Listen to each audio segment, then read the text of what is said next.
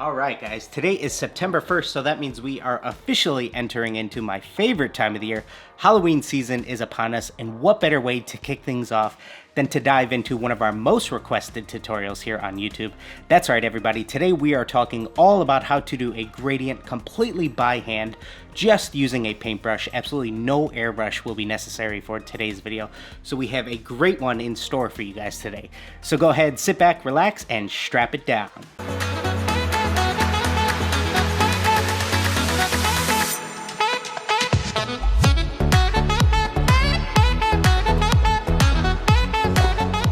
Hey, what's going on guys? Dylan DeJesus here. Thank you so much for joining us for another video. If you're new here, welcome aboard, and if you've been rocking with us for a while, we are so glad to have you back. So, gradients on shoes. This is a topic and tutorial that we have absolutely covered in the past here on the channel, but it has always been with an airbrush. However, airbrushing isn't for everyone due to a multitude of reasons. Whether you don't have access to one, you don't feel comfortable using one, you're just starting out and want to get comfortable with a paintbrush first, sometimes an airbrush just doesn't fit your style. Whatever the case may be, we still wanted to have a dedicated tutorial to how you can do a completely hand-painted gradient using just a paintbrush. Also, I do believe that it should be noted that in today's video, the theme that I'm going to be working on for my client is based around a blush makeup color palette. And if I were to pull up each of these colors within a color wheel, you could see that they're not that far apart. Whereas if you were attempting to blend colors that are much further apart on the color wheel, it's overall just going to be a bit more of a difficult task. Now that's not at all to say that it can't be done, but might just require a little bit more time and effort. Now materials wise, I'm going to be using Angelus paints as always. I already have my 4 main colors that I'll be using pre-mixed, and when we're ready to start blending, I'm going to use an additive from Liquitex called a Slo-Dri fluid retarder. Paintbrush wise, I'll be using a Princeton 3/8 inch Lunar blender, and we'll be using a pair of Nike Blazers as our base for today. After we have our shoes all prepped and ready for paint, the next step I'm going to do is divvy up our canvas into 4 equal parts,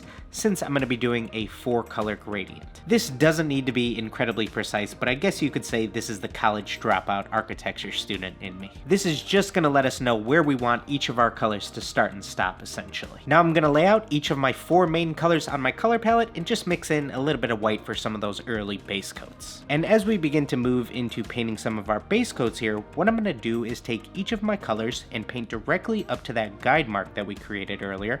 I'm going to pretend there's an imaginary vertical line where I know to start and stop each of my colors, and what you'll see is starting to form, and what we're ultimately going to end up with is 4 different colored vertical stripes. Now we're going to need each of these stripes or sections to be completely solid before we can begin the blending process. And here's roughly what that looks like after my first base coat. Depending on the colors you're using, this process is likely to take you somewhere around 4 to 5 coats to make that color really nice and solid. It's also going to be totally fine if your colors begin to overlap a bit or if your guidelines aren't perfectly straight.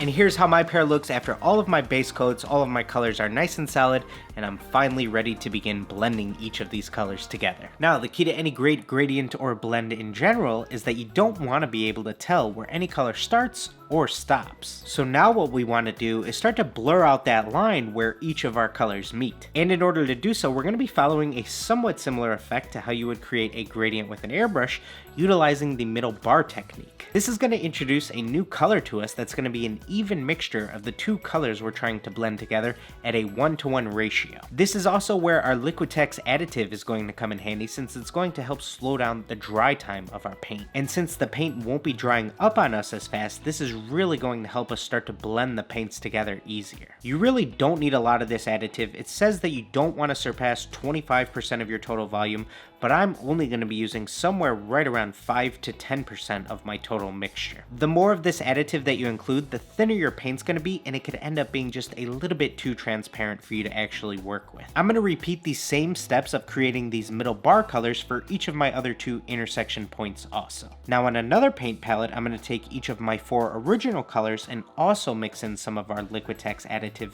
since these are now the paints that I'm going to be working and blending together with our middle bar paint mixtures. Ready for the fun part? Now I'm going to take our middle bar paint mixture and begin applying where the 2 colors meet in a similar stroke direction that our stripes are, which is vertical in this case. I'm going to be doing that roughly about 1 inch to 1.5 inches wide.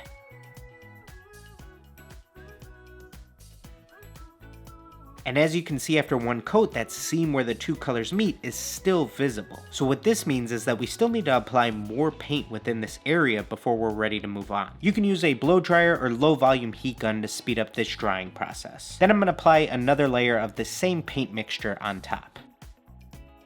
As soon as that step is complete and I can no longer see the seam where the two colors originally met, now we're ready to take both of our original colors and begin blending those on top of our middle bar. I'm going to begin with my lighter color first and utilizing a much lighter brush pressure. I'm also going to be applying in the opposite direction that we did our middle bar, so now all of this paint I'm going to be working horizontally directly back into that middle bar mixture. Those little guide marks that we laid out earlier also help give a great visual of how far you're trying to work with these paints on top of where that original seam was. As we move from one color to the next, I'm just going to be cleaning my brush off up against the shop rag. Rather than a deep cleaning, we want a little bit of that pigment left behind from our previous colors. Now I'm going to repeat that same exact process, taking my darker color and working that directly on top of the middle bar mixture.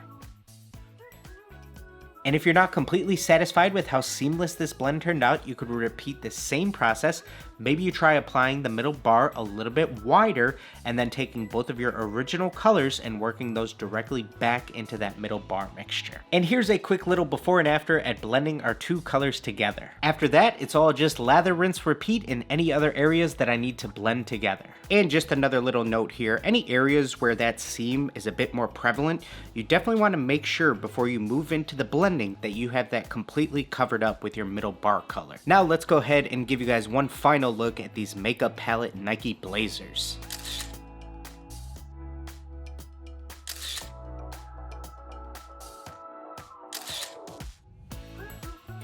So there you have it, guys. Hopefully you enjoyed today's tutorial. I really look forward to seeing what you guys are able to cook up using this technique.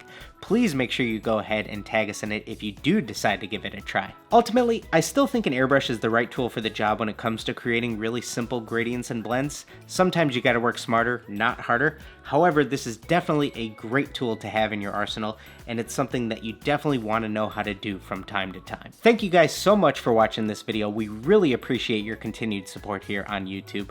Please be sure to go ahead and give this video a like if you haven't already. Make sure you're subscribed, and everybody get out there and just create.